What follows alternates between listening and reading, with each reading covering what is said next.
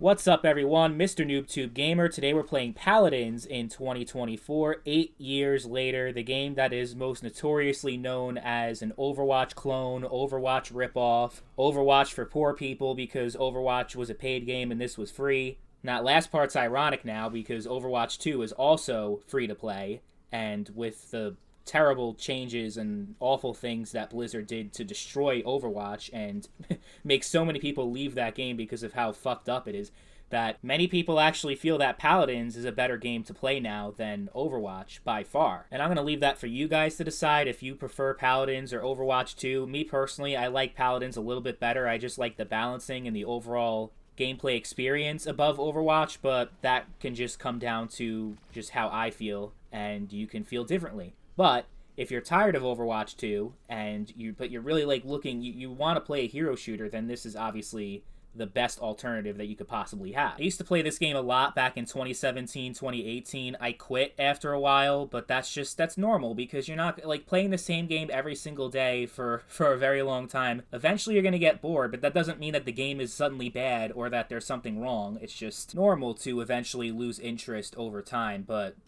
credit to Hi-Rez. For a game as old as it is, they're still supporting the game with new updates, new champions, new content, and whenever you queue into a match, no matter what game mode you're trying to play, and no matter what time of day, you get into a match pretty much instantly. So despite its age, if you play this game for the first time, you're not going to feel like you're getting into a dead game. Like, it's definitely still full of life and still has a lot going for it in 2024. And it's one of those games that I just come back to every now and then, and I always have a good time every time that I do. And it's just one of those like comfort games that you can always just boot up, have fun for a few minutes. Matches don't take any longer than like 10 minutes, so you're not going to be just sitting there forever. And all the game modes, in my opinion, are a lot of fun to play. The one that you see in the gameplay called Siege is definitely my favorite, but there's also Onslaught, which is pretty much a King of the Hill kind of game mode. There's also TDM. It's all good. Admittedly, I don't know what's going on with the ranked scene and the competitive scene because that's just not my thing, so I know there are a lot of people who are like into that feel like the game's been declining just because of the competitive scene supposedly declining. I don't know anything about that. So if that's your thing, then fine. But for like a casual player like me, doesn't really affect me at all. And for the majority of people that are interested in playing this game, who cares about ranked and competitive shit? But yeah, for a game that came out in 2016 on console and PC, it's actually still got a lot of life left in it. The fact that they added crossplay in a few years ago also helps with that because, a good reason why someone would not want to play a lot of older games is because there's someone that really enjoys playing online games with their friends, but if the game does not support crossplay, then they can't really do that because obviously everyone has different friends on different platforms.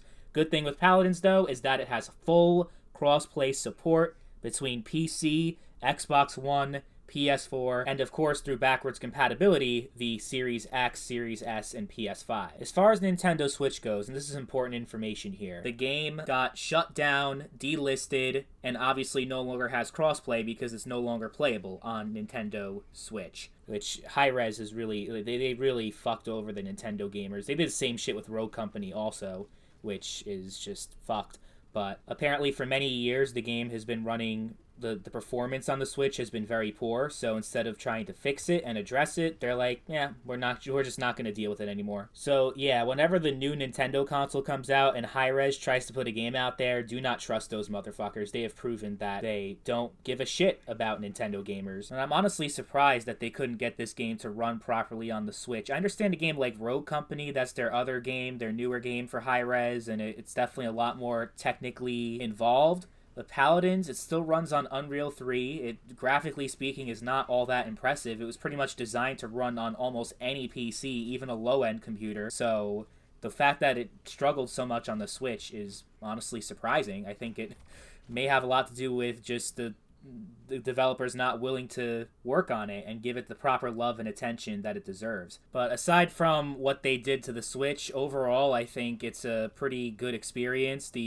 For a free-to-play game, the monetization is really good. It's a lot better than most games that charge you like $60, $70 for these online games and then have a shit ton of these pay-to-win microtransactions. It's just like pretty much, it's all cosmetic shit. That's where most of the microtransactions come from. But also, if you didn't buy the Champions Pass back in the day like I did, then yeah, you do have to grind for the new champions or pay for the DLC to have them unlocked for you. Yeah, that's the one shitty thing they did. They had it where if you paid like $30, you get all current champions and all future champions. They discontinued that back in February of 2021 to try to make more money off of DLC, where like now they have it where, oh, you can pay for this DLC, but you only get all the new heroes for 2022 or 2023 or 2024.